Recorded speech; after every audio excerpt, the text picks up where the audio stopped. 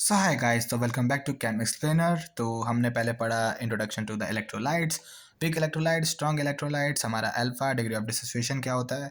फिर हमने देखा कि ओस्वाल्ड डिल्यूशन लॉ देखा हमने। फिर हमने देखा हमारे three concepts of acid and bases, Bronsted Lowry concept, Arrhenius concept and the latest and the most widely use Lewis concept. और अब हम स्टार्ट करने वाले हैं आयनिक प्रोडक्ट ऑफ वाटर। तो देख के पता लग रहा है यहाँ पे H प्लस और OH माइनस की बात होगी और KW से हम इसको क्या करते हैं, रिप्रेजेंट करते हैं।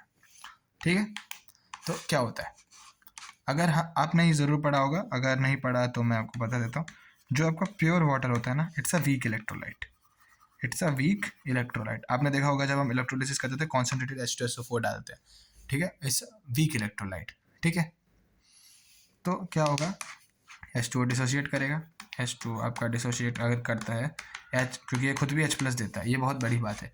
H2O खुद भी साथ में H प्लस देता है। ठीक है, तो एट टाइम मैंने हमेशा क्या बोला, हमेशा केमिकल इक्विलिब्रियम से बोल रहा हूँ, और अब आयनिक में बोलूँगा, हमेशा ये लिखने की आदत डालिए।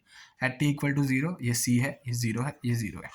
साइकोमेट्रिक कोफिशिएंट कितना है, सबका 1 है। At T is equal to कुछ भी मान लो, अब मैं बोलता हूँ इक्विलिब्रियम मान लो, T is equal to T equilibrium. तो ये क्या होगा, C into 1 minus alpha, C minus C alpha से।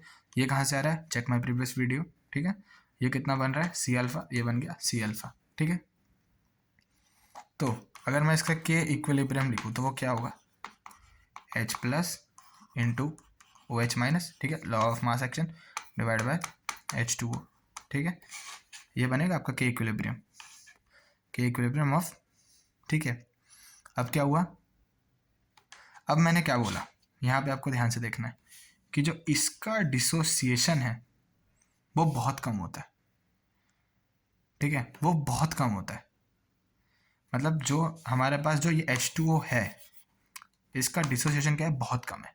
तो मतलब कि ये लिक्विड फेज में, और मैंने आपको बताया था सॉलिड और लिक्विड फेज को हम जब भी लेंगे तो उसका हम क्या मान के चलते हैं, 1। ये डिसोसिएट कर रहा है, ठीक है, बट कितना ही, मैंने बोला it's a weak electrolyte. Pure water आपका क्या है, वीक इलेक्ट्रोलाइट, बहुत कम डिसोसिएट कर रहा है। मान लो डिसोसिएट कर ही नहीं रहा है, अल्फा बहुत कम है, मोस्टली इसी में रह जा रहा है। तो हम इसको क्या कर सकते हैं, इसको एज अ कांस्टेंट ट्रीट कर सकते हैं। ठीक है, तो KW लिखा मैंने, ठीक है, उसको कांस्टेंट ट्रीट किया, H plus into OH minus, ये आपका हो गया KW, सिंपल। ठीक है, और इस KW को ही बोला जाता है आयनिक प्रोडक्ट ऑफ वाटर। ठीक है, तो आपने सबसे प्रोमिनेंट टेम्परेचर जो सुना होगा 25 डिग्री सेल्सियस। अगर कोई भी रिएक्शन इस टेम्परेचर पे होती है, ठीक है, और अगर ये रिएक्शन इस टेम्परेचर पे हो रही है, मतलब 298 केल्विन, इस पे अगर हो रही है, तो उस पर जो KW की वैल्यू आती है वो आती है 10⁻⁻40। ठीक है, इंटू 1 लिख लो, या सिंपल 10⁻⁻14। और बाकी जो वेरिएशन होता है वो कैसे होता है, वो होता है टेम्परेचर का वेरिएशन।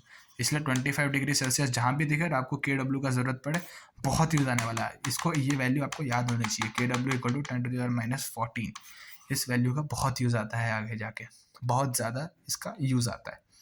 ठीक है, so that was the concept of the ionic product of water.